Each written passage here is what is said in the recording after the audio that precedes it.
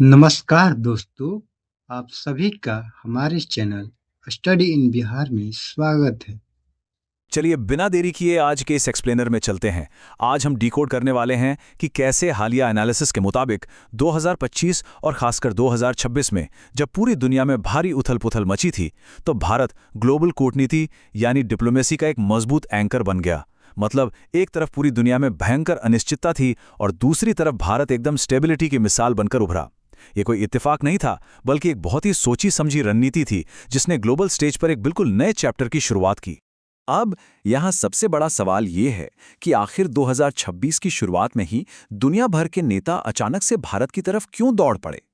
ऐसा कौन सा कैटलिस्ट या ट्रिगर था जिसने रातों रात भारत को ग्लोबल लीडर्स के लिए सबसे भरोसेमंद पार्टनर बना दिया? इस अचानक हुए बदलाव के पीछे कई लेयर्स हैं और आज हम इसी ट्रस्टेड पार्टनर वाले एंगल को समझेंगे। तो इस एक्सप्लेनर में हम इन 6 पॉइंट्स पर बात करेंगे। पहला, ग्लोबल लीडर्स का आना। दूसरा, नए ट्रेड डील्स और अलायंसेस। तीसरा, एआई इम्पैक्ट समिट। चौथा, ट्रंप इफेक्ट। पांचवां, अमेरिका और भारत के बीच का डिप्लोमेटिक तनाव। और आखिर में दुनिया भर में बदलते हुए गठबंधन। तो चलिए सबसे पहले डेटा पॉइंट पर नजर डालते हैं, ग्लोबल लीडर्स का आना और इसका डिप्लोमेटिक असर। अगर हम वीआईपी विजिट्स की टाइमलाइन देखें तो ये काफी हैरान करने वाली है। सोर्स के मुताबिक 2025 में यूके के प्राइम मिनिस्टर और रूसी राष्ट्रपति भारत आए, लेकिन 2026 के शुरू होते ही ये स्पीड एकदम से बढ़ गई। जर्मनी के चांसलर का आना और उसके तुरंत बाद जनवरी 2026 में यूए की लीडरशिप का सिर्फ 3 घंटे का रणनीतिक दौरा।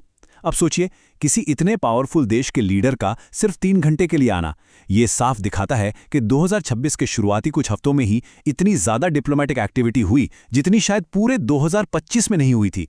साफ था कि दुनिया के बड़े प्लेयर्स भारत के साथ अपना फ्यूचर सिक्योर करना चाहते थे।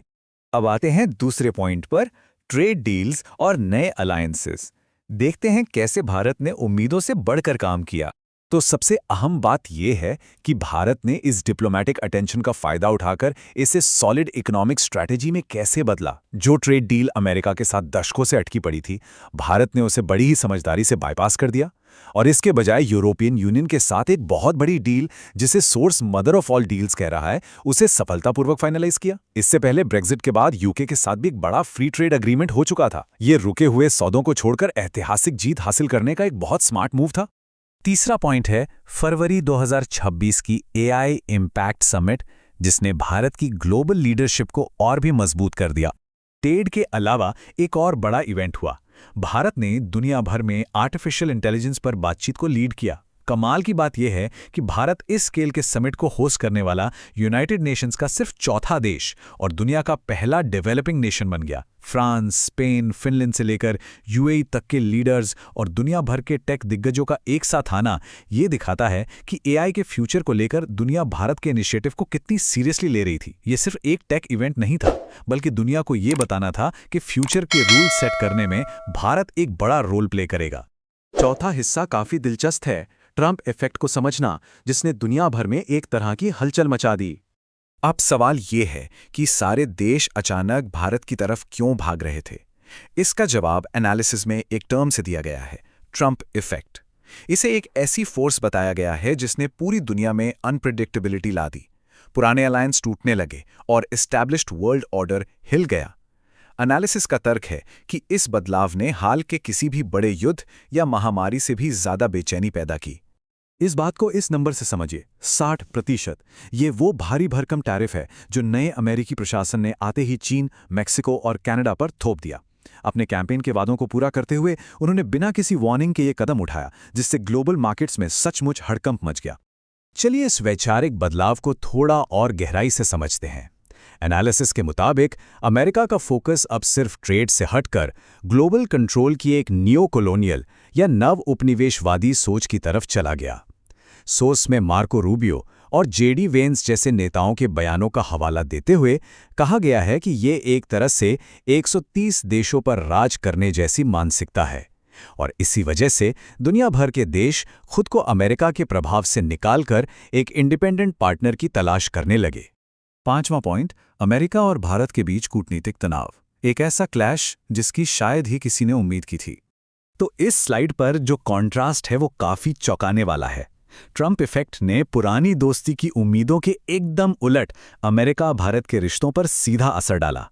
फरवरी में जब इंडियन प्राइम मिनिस्टर अमेरिका गए तो उम्मीद थी कि रिश्ते और मजबूत होंगे, लेकिन हुआ एकदम उल्टा। अमेरिका ने अचानक भारत पर भी टैरिफ की घोषणा कर दी और बात यहीं नहीं रुकी। ऑपरेशन सिंदूर के मुद्दे पर अमेरिका ने सीधे तौर पर पाकिस्तान का साथ दे दिया। सोर्स के मुताबिक ऑपरेशन सिंदूर में भारत ने पाकिस्तान को बुरी तरह हरा दिया था, लेकिन रिपोर्ट बताती है कि अमेरिकी प्रशासन ने इस युद्ध को रोकने का क्रेडिट खुद लेने के लिए पाकिस्तान के फेवर में एक झूठा नैरेटिव फैलाया। बताया जा रहा है कि यह पूरा विवाद ग्लोबल पॉपुलैरिटी को लेकर एक बहुत बड़ी ईगो की लड़ाई बन गई। इसके चलते भारत सरकार को घरेलू राजनीति में काफी दबाव और इंटरनेशनल लेवल पर एक बहुत ही अजीब और अनुचित स्थिति का सामना करना पड़ा। अब आते हैं अपने छठे और आखिरी सेक्शन पर, बदलते ग्लोबल गठबंधन और इसका रिपल इफेक्ट। देखते हैं कि कैसे कनाडा के साथ रिश्तों में रातों रात बदलाव आया। एक तरफ था ट्रूडो का दौर, जहां खालिस्तानी मुद्दों को लेकर जबरदस्त टेंशन थी और कूटनीतिक रिश्ते काफी खराब हो चुके थे। और फिर आता है कार्नी का दौर। नए प्राइम मिनिस्टर भारत आते हैं और कनाडाई सरकार आतंकवाद के खिलाफ अपना सपोर्ट दिखाने के लिए अपनी यात्रा से ठीक पहले कुख्यात आतंकवादी तहव्वुर राणा की नागरिकता ही रद्द कर देती है। ये एक बहुत बड़ा डिप्लोमैटिक रीसेट था जो दिखाता है कि ग्लोबल प्रेशर में देश कितनी तेजी से अपनी पॉलिसियां बदल रहे थे। ये एक कोट है जो आज के इस पूरे एक्सप्लेनर का सार बताता है। दुनिया भर में शांति के नाम पर जो मजाक चल रहा है, उसके बीच दुनिया असल में भारत में सच्ची शांति और विश्वास तलाश रही है।